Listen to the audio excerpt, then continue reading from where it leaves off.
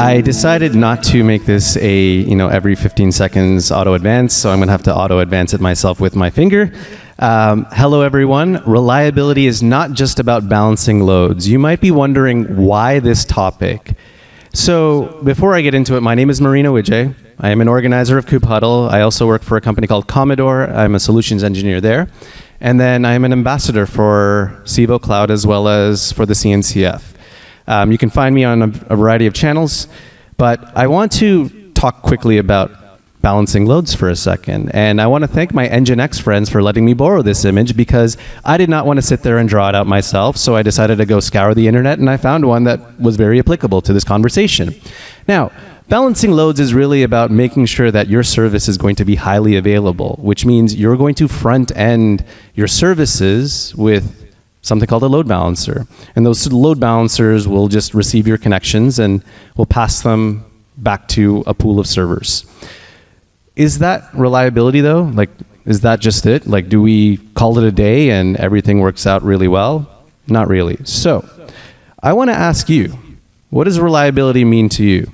So, hit that QR code, it's a Slido, it's a quick survey, and it's going to ask you to put in words that make you think what reliability is. So the first few words that come to mind, let's throw it up there, right? And I'd love to, see that word bubble pop and see what comes up. And I'd like to see recurring words. So let's give it a few minutes and then we'll go. Predictable, more nines, I love it, uptime. High availability, not crashing, 5 nines. Why not 6 nines? Why not 9 nines? Why not 30 nines? High availability is starting to stand up. Uptime is starting to get bigger. Okay. Low downtime, resiliency, SLA. Disaster recovery, my favorite word.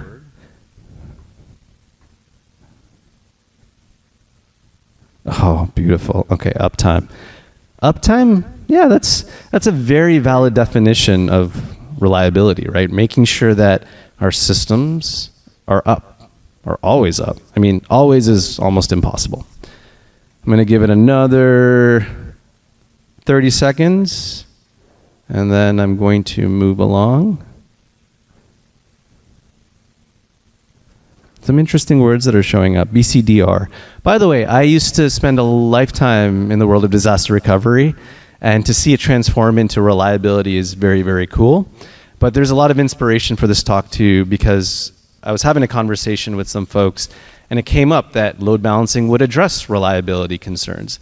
That is actually not the case because there's so much more to consider. All right, we're going to move on. Now, what is actually the concept of reliability? We have to think about our workloads and right-sizing them and making sure that they live on the perfectly sized infrastructure that exists because we want our infrastructure to be a bit more predictable. I was just having a conversation with AJ about on-premises versus the cloud because of Ian's talk just a few, probably 5-10 minutes ago or maybe 15 minutes ago, and the importance of having some of that predictability but also the balance of scale and resiliency. There's the element of policies and making sure that you have the right guardrails in place because think for a second, if you do not implement let's say a limit or let's say a request for your resources for CPU and memory, what could happen? Well, you could overconsume and have your workload environment fall over.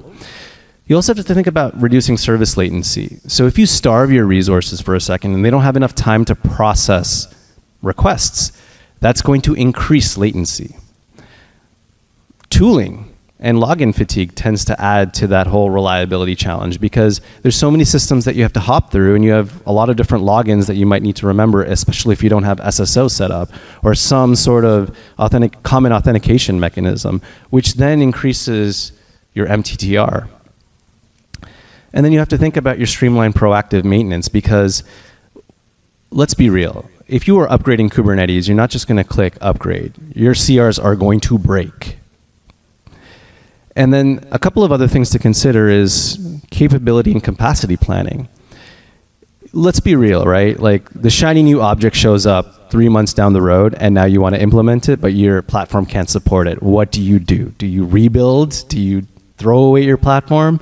Do you try and make it all work together? A lot of conversations come up, but that actually causes reliability concerns because there are added artifacts that you now can't control anymore and don't know how it impacts the rest of your environment. Strategic MTTR reduction is just going to be an impact. The mean time to repair gets reduced when you can address the above. But then there's more, right? The infrastructure itself, what we pick, whether we're actually keeping up with firmware updates of our hardware, whether we're optimizing how our networks look. Are we allocating the right amount of CPU and memory? Are we using DNS? Do we have redundant network paths in the sense of multiple circuits if we need it?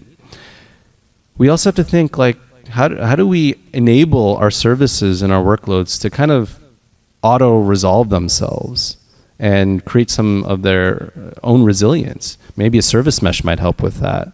And then you also need to think about that login fatigue that I mentioned earlier on. Consolidation into a single platform is going to help you figure out how to solve a problem very quickly and reduce that MTTR, which then translates to an increase of your reliability. But guess what? It's always going to be DNS. So I think you're all reliability experts. So I'd love to know what you do for work. I'd love to know your job titles. Scan the QR code again and throw it up there. I'll give it a few minutes.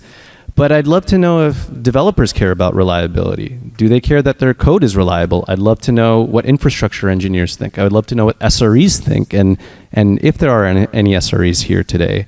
I would love to know if there are any non-tech people here and have no idea what the heck I'm talking about, because that's totally fine as well. We can chat afterwards. But I love this. All right, so I'm seeing backend engineer, student, cloud DevOps engineer, senior DevOps, and platform. No, this is good. This means to me several things. That you all actually do care about reliability, and there are devs here that are actually doing the jobs of platform engineers and SREs, and vice versa. So that's actually pretty telling data.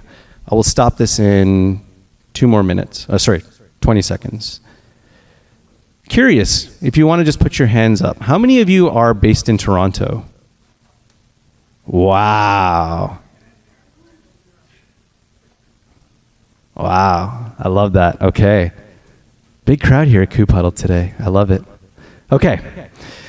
So let's talk about Kubernetes for a second, because Kubernetes is like 10 years old. It's 10 years old. You know what? Remember that job description that keeps asking for 12 years of experience of Kubernetes? We're almost there. But look how far we've grown with all of this tooling. Service meshes, API gateways, certificate managers, authentication systems, CI/CD systems, databases. All of this stuff is growing and lives on top of Kubernetes today.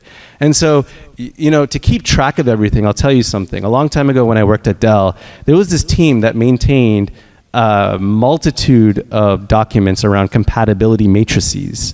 Every single cable to server to hardware NIC to whatever you can think of, and the compatibility matrix, right? Whether it would work or not. We are here in the Kubernetes era today, and it's very hard sometimes to discern what actually works at all times. So my thought to you is like, how do you go about doing it yourself? How do you consolidate all the different versions? How do you keep up to date? How do you make sure none of these little systems break your entire systems and so forth? And so I take the approach of, maybe let's feed all of this data into some sort of mega K8s platform kind of thingy that maybe has some LLM magic and AI, the new buzzwords and all that, and see what happens. And today that platform for us is Commodore's platform. So I invite you all to head over to the Commodore booth and ask a little bit more questions about how we can help you achieve reliability. But, I've also got stories about how even before reliability, we were doing it. So if you had any questions about that, come chat with me at the happy hour this evening. I'd love to chat with you about disaster recovery. Thank you all.